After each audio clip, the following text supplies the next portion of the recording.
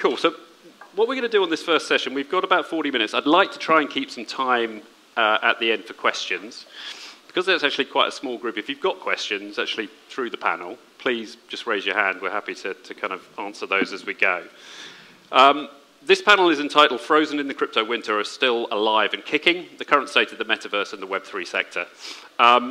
Jeffrey, as I said, brings a lot of experience. We used to work together at PokerStars, subsequently worked at DraftKings. He now works for Atomic Hub, which is, I think, the world's largest marketplace by volume.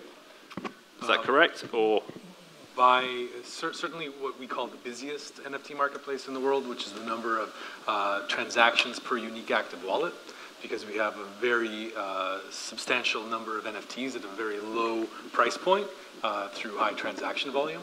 Our focus is not, as you mentioned in your intro, on monkey photos at expensive prices. We focus instead on games and collectibles that are being built on top of Web3s, where in-game assets are typically structured as NFTs using blockchain technology. And it's quite a robust business.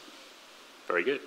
And then Michael works for an Animoca-based business, the big play-to-earn Web3 conglomerate, who seem to be kind of everywhere in the space. Michael, do you want to give a brief background? Certainly. So I had a normal career at one point 20 years ago where I worked at Microsoft and Nokia. In 2012, I went to go work for Topps, the American baseball card company that we all are probably familiar with. And I ran their digital group there. And about 13 years ago was one of the first to start experimenting with digital ownership and this whole concept of can you get sports fans and collectors to buy digital trading cards that only exist as a picture behind a piece of glass on their phone. That business surprisingly worked out really well, all pre-NFTs. And then based on that, I co-founded this company, Quidd, that basically is a marketplace for officially licensed digital collectibles. So I have, sold many a picture in my day. Cool. So wealth of background experience within the collectible space, pre and post blockchain. And then Maria, all the way from Dubai. Welcome. You're CMO for a business called Elchai, which I believe is a kind of a luxury open metaverse. Yes. So yeah, I'm coming all over from Dubai to talk about metaverse. It's a bit funny, right? So I'm the CMO of a group of projects within Metaverse. And we are not doing just Metaverse, but also physical assets, such as real estate. So, Metaverse, to be credible, at the end of the day, has to be tangible. And that's what this company does, building real assets, which I can talk about it later. My background comes from luxury firms, then I moved to Forex, and then I moved to crypto, starting with the famous ICOs, and then once you do one, you become known, and that's how it started for me. And then I went to Certic. Certic has a base here. If you're into crypto, I'm sure you know about it. It's one of the leading cybersecurity companies in the world, where I go to work with a lot of projects. And then slowly I moved with NFTs and Metaverse, which the last 2 years, they have a bit of a hype. Cool. Okay, thank you for that. So let's jump in. I'm going to ask questions straight away around kind of NFTs. I want to kind of just look back at what's happened, in the last years, possibly the most hyped, well, actually, NFTs and the metaverse are probably the most hyped two words certainly within this space, if not in general. Michael, maybe you can start. What happened? We saw this mania, this bubble, what was it? Human psychology run amok. No, I think what happened with NFTs, and I think the sort of pretext of the question is sort of like, we went up and then we went down, and maybe why do we go up, why do we go down? I think the sort of downslide of it all is somewhat tied to like a very simple equation of like value is price over performance over price, right? And I think what happened ultimately is a lot of the top NFT projects out there that garnered a lot of the headlines and got a lot of people interested in the space, or at least saying, what the heck is this monkey image selling for this price, was the prices were so exorbitantly high, right? How many articles have we all seen that's like, this JPEG just sold for this many millions of dollars? So what was ultimately a great marketing technique to get people interested in the space was also a bit exposing how overheated the market was becoming, where simply the performance or the value, or rather the like utility of the object that you received just got so out of whack with how big the price was. Yeah. But at the same time, though, I have to speak favorably about things like monkey pictures, because there's also things in the physical world like luxury cars or luxury handbags whose price point has far exceeded any functional value that they actually have, right? So if you do look at things like Bored Ape Yacht Club or other kind of exclusive, or not exclusive, but premium NFT collections, they do fit really nicely in a framework of luxury products, right? Yep. And so in some cases, the price points that went way up and now have come a little bit down, they are reflective of the emotional value they give to their owners, which yep. is, you know, kind of a luxury flex when you think about it. So ultimately, I would say the market definitely got overheated, and you definitely had situations where the price point of the object itself just far exceeded what a normal person could afford, and probably far exceeded the actual value, emotional and functional and otherwise, that the owner held from it. But this is where I say, like, this space is here to stay, because the human psychology that makes somebody want to pay that amount of money for a monkey picture isn't going anywhere anytime soon. Yeah. Go on, Jeffrey. Agreed with everything you've said there, particularly the emotional value for a lot of luxury assets.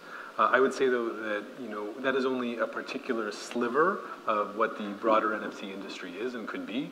Ultimately, NFTs are a technology, and the monkey photos are one use case for this technology.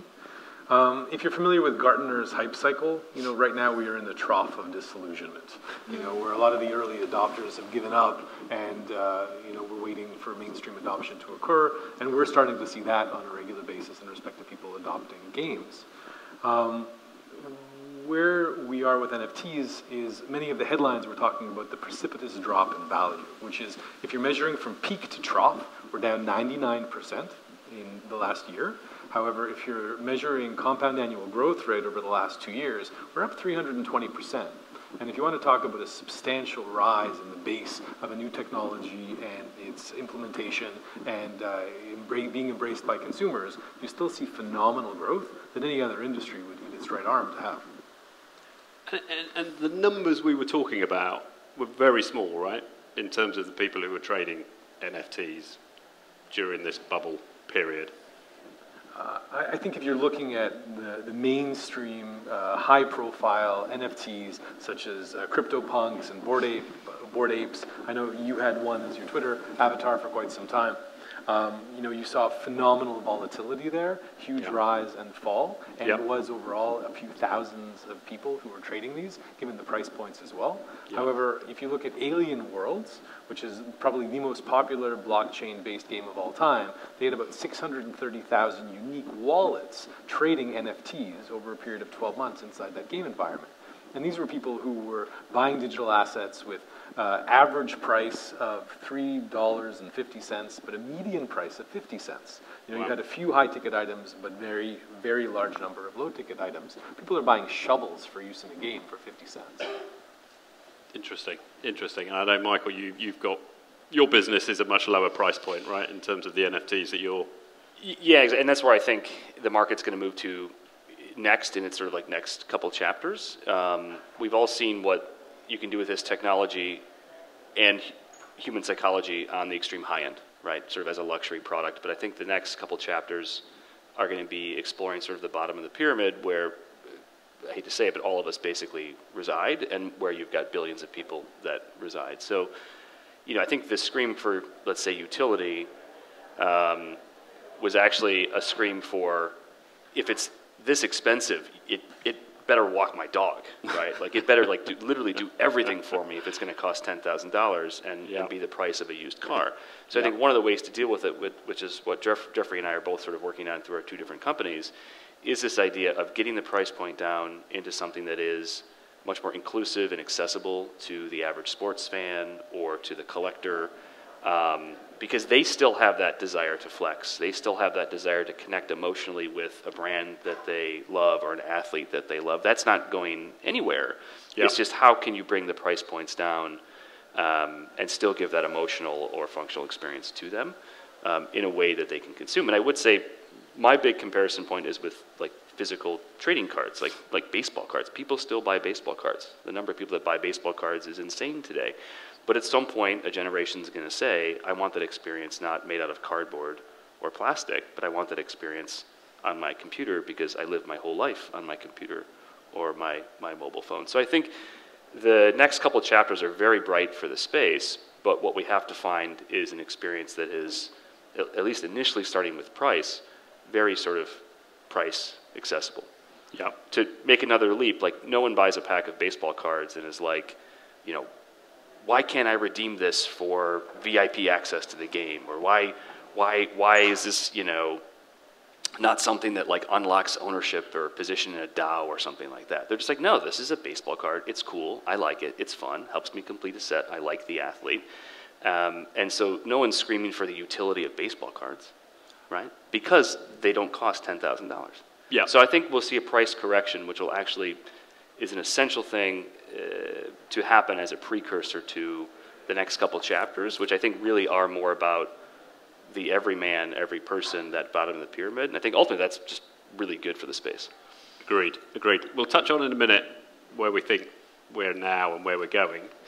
But just before that, I wanted to flip over to metaverse and ask kind of the same question. So again, looking back, you know, we've had enormous hype around the metaverse, and it'd be interesting just to get your view, I guess, around more centralized versus more decentralized metaverses and some of the numbers. So, I mean, some of the numbers on the open metaverses are pretty low, whereas if we're calling Roblox a metaverse, some of the numbers there are pretty substantial. Yes. Yeah.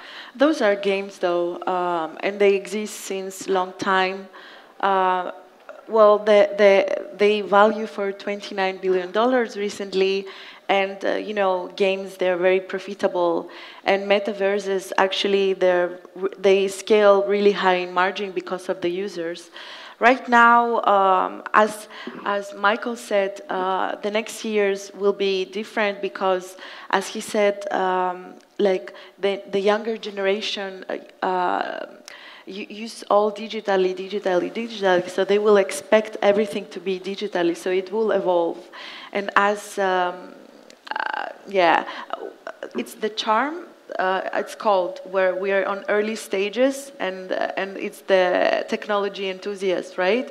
So we're still in such early times, but I believe in 5 to 6 years it will be widely adopted. Yep. And just because Facebook is centralized, well, not right now metaverse, but they have the options, even Twitter, where you can connect your NFT and you can have your avatar. Is not there yet, but it will be. And then then we will see a huge difference. Of course, like it depends the target audience. You know, it's really difficult to explain to my grandmother to put VR headsets and enter the metaverse. But this is going to be evolved because you can use your 5 senses into this interactive world. And as my company, for example, we built an app where you can, because we have to do with real estate, so if we target that people, for example, we have as example, if you're in New York and you're interested by a property in Dubai, you can go to the app, not to promote my company, just to have an example, but we were thinking the user, you know, so it's not just about games or about the real estate, so a lot of industries will get involved. Moving forward. I think the point around the next generation and Roblox, etc., they're clearly in these environments, right? These 3D, and gaming is a massive industry, obviously. And they're very profitable. So where you see profits, everybody's going to go there. Yeah, there's that. But I guess it's also behavior, right? For an older generation like ourselves, that's a bit more of an alien concept. But if you're digitally native and you're in those environments, then the logic, I guess, would be you'd move into metaverses, which are for work, which are for socialization, which are for entertainment. I guess from the marketplace side, I mean, is there any role in your strategies? Maybe Jeffrey, you could tell us in terms of the metaverse? So, I mean, we can belabor the point of definition of what a metaverse is, but for purposes of the discussion, let's assume it's any type of semi or fully immersive digital world where there are token-gated aspects to it. So either token-gated access to go play a game or explore a world, and that can be just to get in and play. It can be instead of paying for a subscription, you just have a key that unlocks it, or various aspects of like levels to play inside games. And so we make all of this available in our marketplace. We typically work with projects when they're first launching into the community because of we have 2.3 million customers. So we provide access to new consumers because marketing is still hard in order to acquire customers. And not only do we help them with the initial launch or a primary sale, we also facilitate secondary market transactions. And with smart contracts, the projects are receiving their royalties on a continuing basis, and that creates a very strong revenue model for them. So we're largely an economic and marketing partner for a lot of these metaverses. Interesting. Yeah, okay. And the role of NFTs more broadly within metaverses? I mean, if you look at Sandbox, you look at Decentraland, you know, they're selling the land as NFTs and then the avatars and the gaming. Do we see that as being the future, or?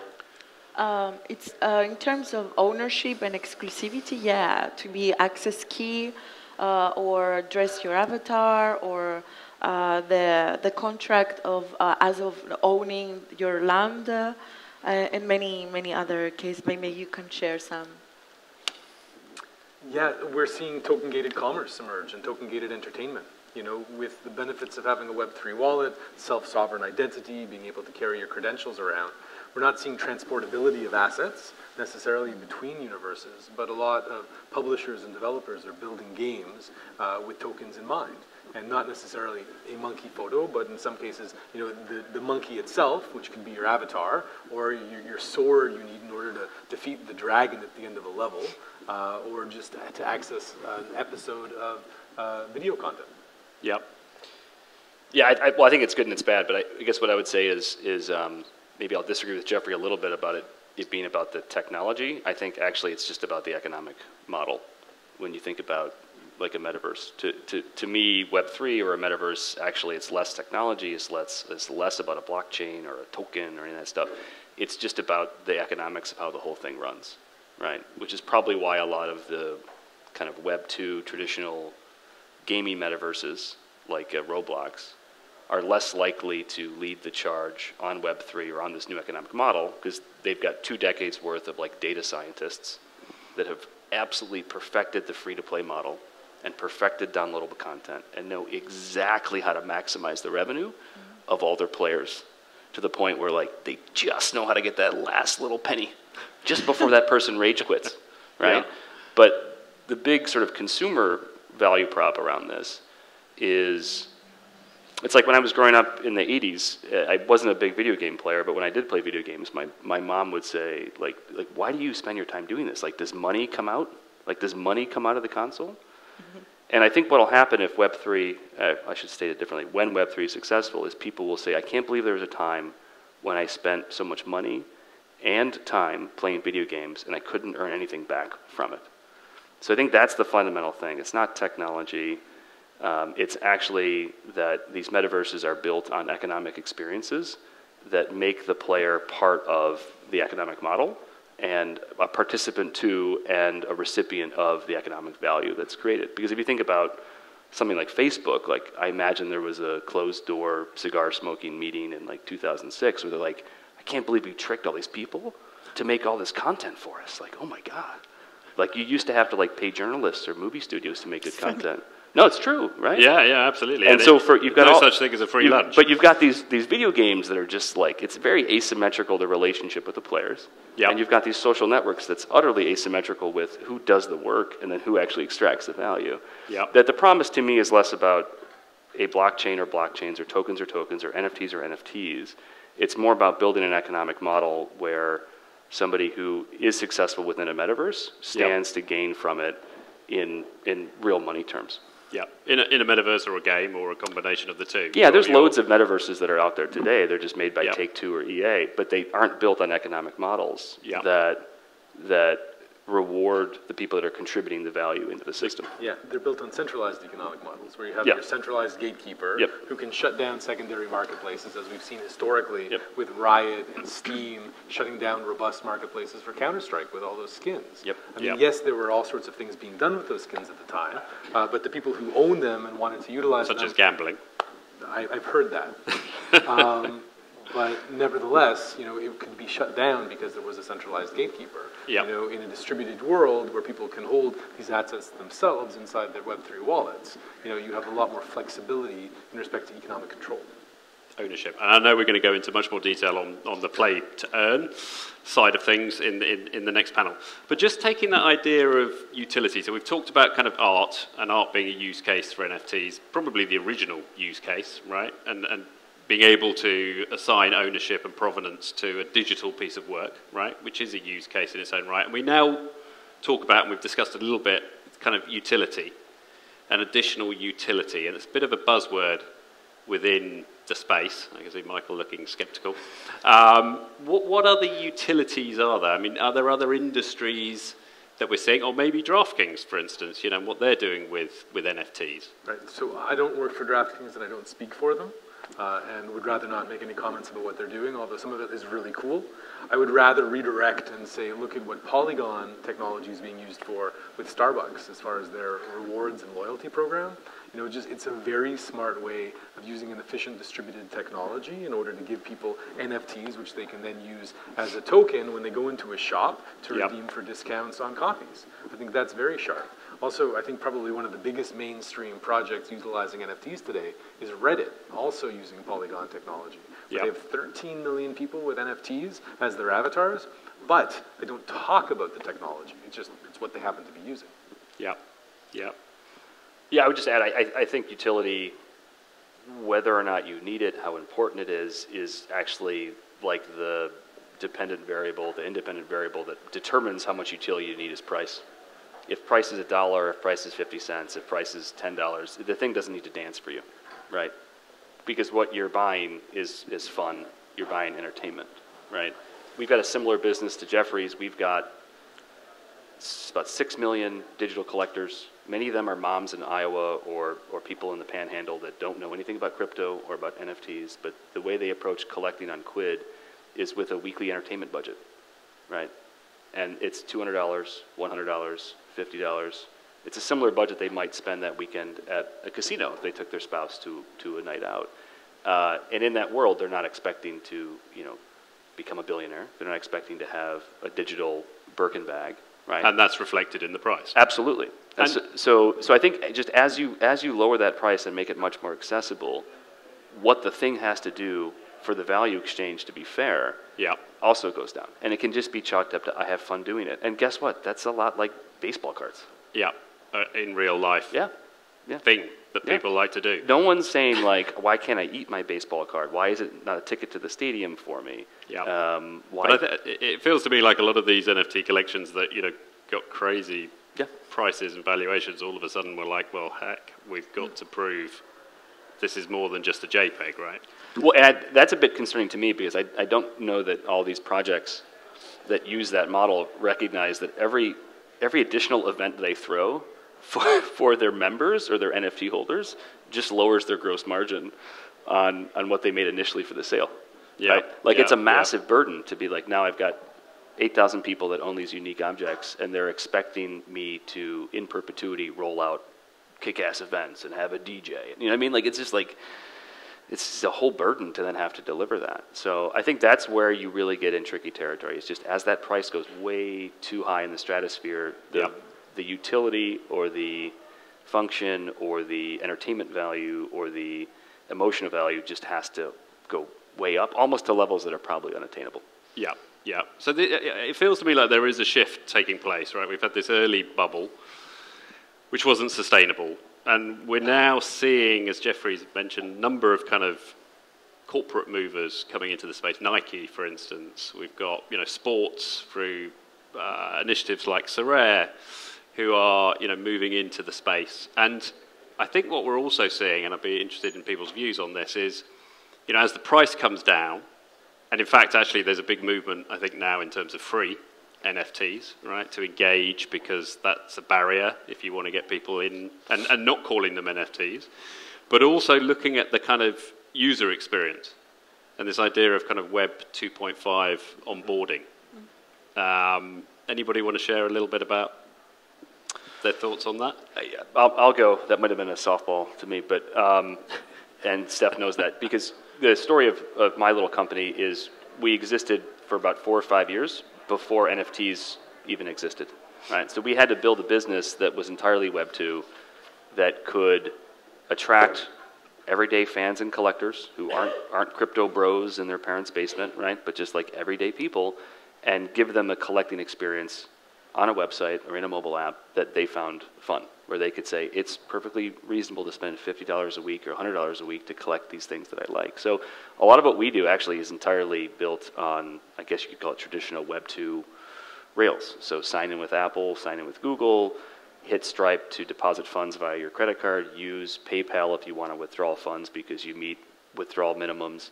Not unlike daily fantasy sports, right? Operates with a almost exclusive Web 2 front door. So I think that's really just going to be essential, is like, as you lower the price points, can you also get somebody to own their first NFT in 90 seconds or less? Yep. Right? And that's not going to happen if you have to go to Coinbase and create on an a account. mobile. Yeah, it's just not. Right. So I think what you're going to see actually is a sweet spot emerge that's a little bit of the pure play NFT space with a little bit of actually the good aspects of free to play. Right? Yeah. The free to play gaming as an economic model in 2008, when combined with a platform shift to the iPhone, increased tenfold the number of video game players on the planet. Yep. Right? Yep. Because it was on a device that you always had in your pocket, and it was free. Yep. Right? And it was free. And so there's some healthy aspects of free to play. There's also some dark arts that really enrage players and make that a very limiting economic model. But there's healthy aspects like a free pack, right? Or a coupon, or the ability to create an account and get started in 90 seconds or less. So that's what we really hope to do at our company, is live in that sweet spot that can take the best of both worlds to build something that's actually just super rewarding for that end customer. It's kind of going beyond this, it has to make money, right? So it's a marketing tool. Well, and that's the thing that these video game companies will eventually realize about Web3 as an economic model, is it's so much healthier. You don't need to think about your business as how much money you can extract from that player's wallet. You can think about, how can I make that player successful, because he, she, or they can sell their asset in the aftermarket. Yeah. So you can build entire business models that have revenue streams that exist where the company or the licensor only makes money when the collector or the player makes money. Yeah, yeah, makes sense. And that doesn't exist today. We are running out of time. I just want to quickly ask, are there any questions in the audience? Yes, sir. For Michael, I'm just trying to reconcile the 2 points you made. One is that you don't expect playing cards, baseball cards, to do other things, right? With also the notion of you think in the future people are going to be shocked by how they played so many games that provide so little value back to the player. Like, could you? Those seem like a little bit disparative comment. I'm just trying to make sure. I'm trying to understand. Like, do you view the future of NFTs to be more value add, or the price comes down and you don't worry about value to the player at all or to the user at all? Well, if you think about baseball cards today, they actually do have economic value for anyone that holds them. Right, you can go to eBay and you can sell it, right? And you can sell it for reasonable price points. Most inventory less than $15 doesn't move on eBay because the shipping price is too high, right? But I think the way that those two square, at least in my head, is that digital assets that traditionally are bound by centralized Web 2 games that people only spend money on, I don't think the price point is going to change on those. They'll stay low, but all the players that own those assets will be empowered to be able to sell them to somebody else, right? So in some way, utility is tradability, right? In some way, utility is, okay, I hold this thing, and no longer is the centralized Web 2 company basically saying that they're going to do another season, make the thing I bought last year irrelevant, so I have to buy a new thing. They're going to actually empower me to sell this to somebody else, right? So I almost think utility at that price point can be economic utility in that you're empowering somebody that if they want, they can list it and sell it for somebody to somebody else So I disagree, and get money out. disagree with that. I think that you can add additional dimensions using NFTs as far as the value chain proposition. Look at Socios, for example, which Alexander Dreyfus has launched. Somebody who has any of these items inside their wallet has the ability to vote on what music to be playing in a match while the athletes walk onto a pitch. There's lots of other forms of value add which holders of these cards can have. There's also a company out of Munich called the Football Company who have built a metaverse for football. And they're providing additional utility as well, where if you have a player inside your wallet, it gives you access to special loyalty programs, discounts inside the shop, etc. Token-gated commerce is something that is still in its infancy, but will be emerging and provide a lot of additional value that somebody with a physical baseball card won't necessarily have access to. Yeah, I tend to agree with Jeffrey, just in the sense that, sorry, Michael, I think it doesn't have to be, any one use for an NFT doesn't have to be all things to all people, right? There's many different things that you could do. It can be as simple as a piece of art or a trading card. It can be as complex as someone like Dolce & Gabbana offering a loyalty club and very high-end digital fashion with a physical component to it as well, right? And there's different price points and there's different utility attached. Because it's status. Yeah, also. The status and maybe to square it, what they're talking about in my mind costs $50 at MSRP, and what I'm talking about where it doesn't dance for you, that maybe costs $5. Yeah. Sure. Maria, what are some of the use cases you're seeing in Metaverse that you could share? Sorry? What are some of the use cases for an incremental value in Metaverse you're seeing for some of these assets? You mean like, what Stefan said right now about the big companies such as Dolce & Gabbana or Louis Vuitton, where they help us as well making Metaverse more known. But there's so many, like education, real estate, mainly real estate. And I hear you as well saying about the price, and it was really interesting for me. But until now, I knew Web3 as raising money like that, Exactly. because it's just all about community. And I have a presentation after. I will talk more about it because we don't have time. But it was interesting for me to know what you were saying, because I understand now where you're coming from. And it's not just about education or real estate or fashion, or there's so many, even medical, use cases. I'm afraid we are over on time, so I'm going to have to cut you short, okay, I'm afraid. No problem. But thank you very much to the panel. You. Appreciate it. Maria, Michael, Thank Jeffrey, you. Thank you so much. Thank you.